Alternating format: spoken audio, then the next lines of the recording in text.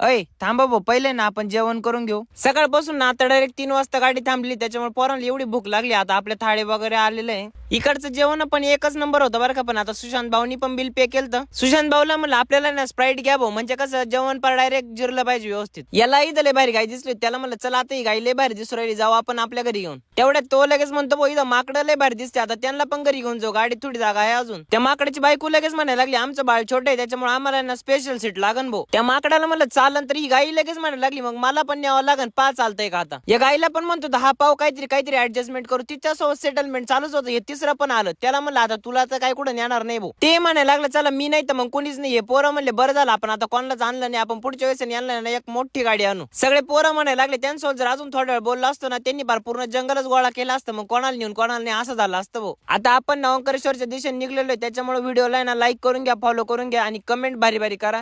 रूमवर गेल्यानंतर ना कुणी लेट